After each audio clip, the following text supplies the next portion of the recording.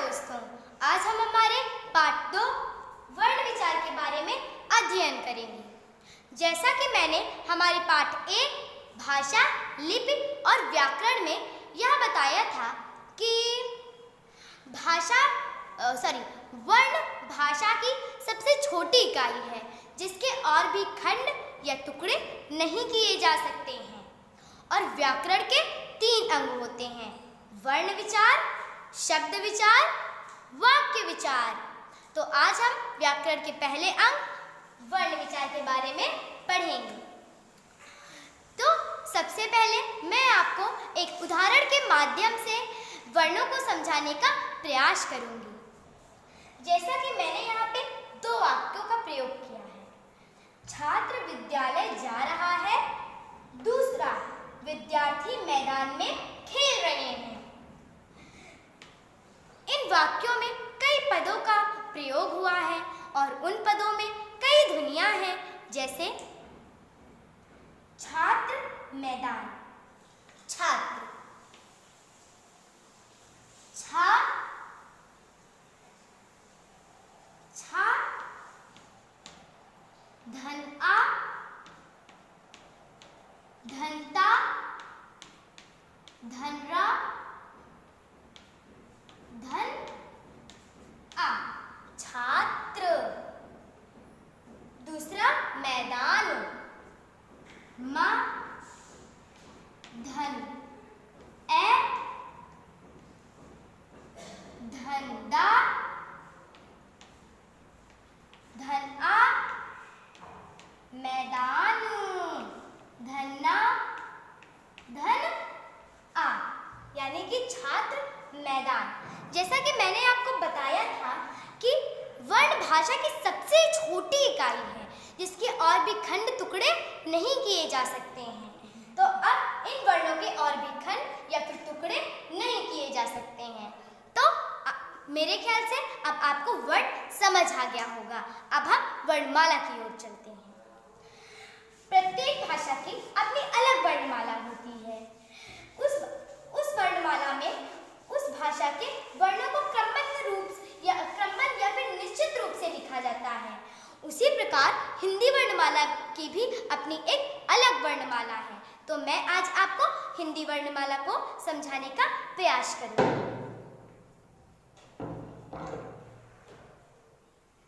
अ आ, इ ई, उ ऊ, री, ए ऐ, ओ औ, अंग आ, ये सभी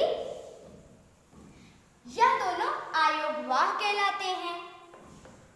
यह दोनों आयोगवाह हैं और अ आ, इ ई, उ ऊ, री, ए ऐ, ओ औ यह सभी स्वर हैं।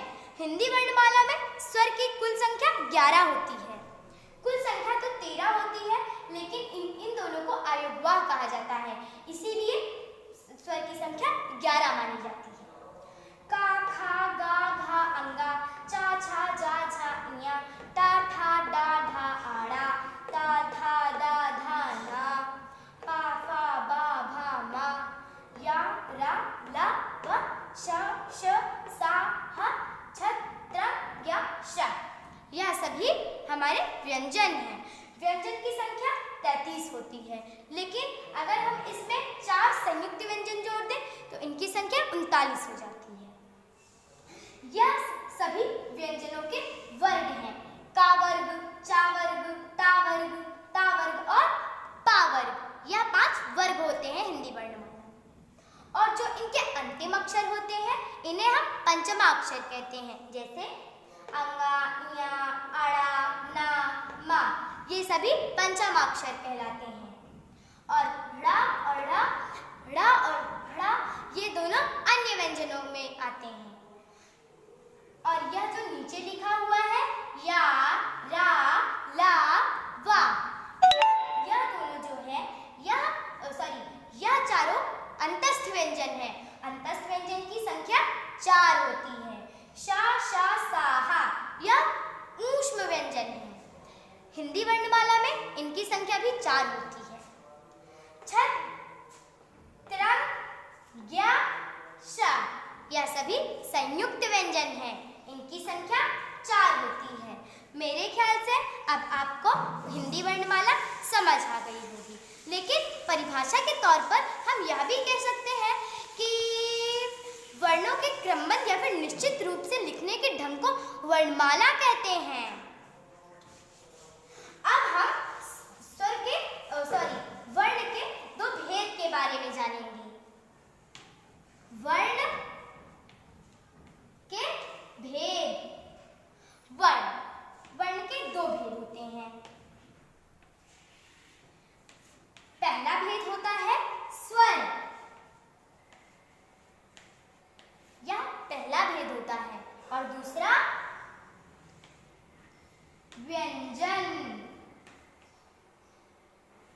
स्वर, व्यंजन। आज हम स्वर के बारे में अध्ययन करेंगे। स्वर।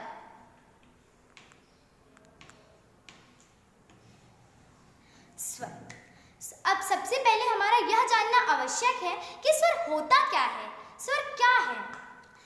जिन वर्णों के उच्चारण में हमें किसी अन्य वर्ण की सहायता नहीं लेनी पड़ती, अतः जिन वर्णों के उच्चारण में वायु हमारे मुंह से बिना किसी रुकावट के बाहर निकल आती है, उसे हम स्वर कहते हैं।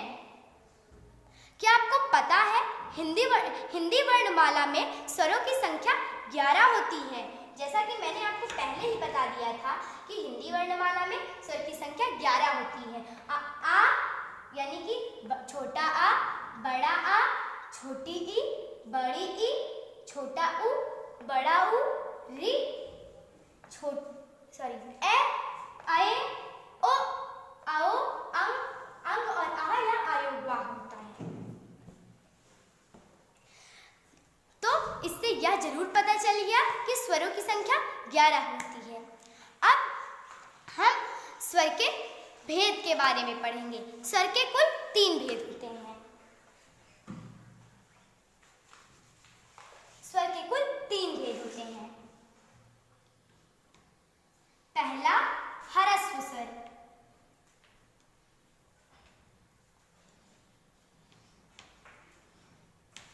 ह्रस्व स्वर।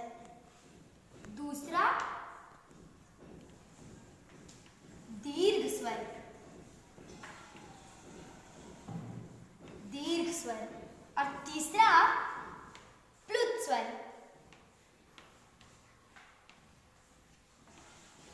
प्लुत। ह्रस्व, दीर्घ और प्लुत। तो सबसे पहले हम ह्रस्व के बारे में पढ़ेंगे। जिन स्वरों के उच्चारण में हमें केवल एक मात्रा का समय लगता है अथवा जिन स्वरों के उच्चारण में हमें एक मात्रा का समय लगता है, उन्हें हम ह्रस्व स्वर कहते हैं। इन्हें हम मूल स्वर भी कहते हैं।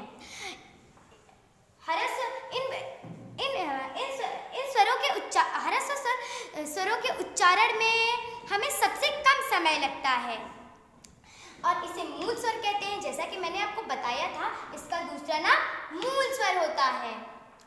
हिंदी वर्णमाला में इसकी संख्या कुल 4 बताई गई है। छोटा आ, छोटी ई, छोटा उ और री। यह इसकी 4 संख्या है ह्रस्व स्वर या फिर मूल स्वर की। दूसरा है दीर्घ स्वर। जिन स्वरों के उच्चारण में हमें ह्रस्व स्वर से दुगना समय लगता है, उन्हें हम दीर्घ स्वर कहते हैं। अथवा जिन स्वरों के उच्चारण में हमें 2 मात्राओं का समय लगता है, उन्हें हम दीर्घ स्वर कहते हैं। इसे हम गुरु के नाम से भी जानते हैं।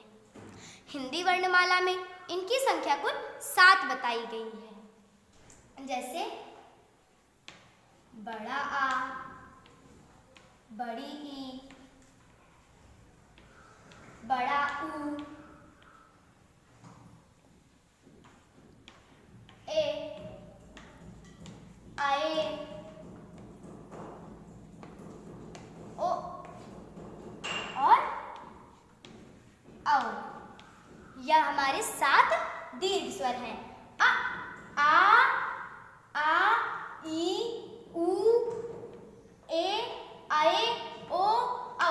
आपने यहाँ पे देखा होगा कि हमें आ बोलने में ह्रस्व स्वर से दुगना समय लग रहा है। हम इसे अ बोलते हैं और इसे आ। इससे यह जरूर निश्चय हो रहा है कि इसे यह दीर्घ स्वर है। अब हम प्लुत स्वर के बारे में पढ़ेंगे।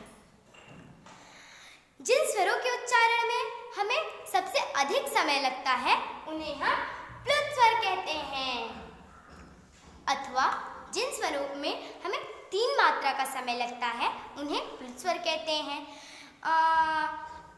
प्लुत स्वर में हमें बहुत ज़्यादा समय लगता है बोलने में, जैसे कि इसके कुछ उदाहरण हो गए। जैसे राम, राम। यह प्लुत स्वर का एक उदाहरण है। और अब आप सोचते होंगे कि हमने यहाँ पे इस चिन्ह का प्रयोग क्यों किया है। इस चिन्ह का प्रयोग हम जहाँ पे भी इस चिन्ह का प्रयोग होता है इससे यह पता चल जाता है कि यह प्लुत स्वर है, यानी कि राम। दूसरा उदाहरण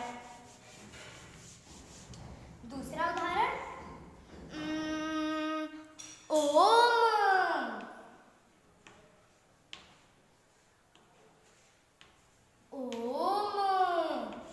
ओम। इससे यह पता चल रहा है कि इसमें 3 मात्राओं का समय लग रहा है, इसमें सबसे अधिक समय लग रहा है। जैसे ओम, यहाँ पे इस चिन्ह का प्रयोग हुआ है, मतलब यह प्लुत स्वर है। अब हम स्वरों की मात्राओं के बारे में जानेंगे। हर स्वर की अपनी अलग मात्राएं होती हैं। आपको पता है व्यंजन बिना स्वर के प्रयोग नहीं किए जाते हैं। बिना स्वर के व्यंजन पूर्ण नहीं होते हैं और स्वर के चिन्ह अपनी जगह पे निश्चित होते हैं। और हर प्रत्येक स्वर के अपने अलग अलग मात्राएं होती हैं। आज हम उन मात्राओं के बारे में जानेंगे। स्वर मात्रा। सबसे पहले आ। आपको पता है छोटी आ की कोई मात्रा नहीं होती है, यह मात्रा रहित स्वर होता है। दूसरा बड़ा आ, इसकी मात्रा होती है एक पाई। तीसरा छोटी ई, ये छोटी ई की मात्रा। बड़ा ई, इसकी मात्रा यह है।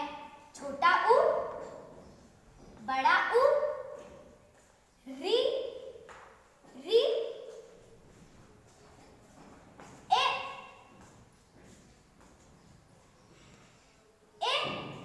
आए, ओ, आओ। यह सभी स्वरों की मात्रा हैं। आप इन्हें देख सकते हैं।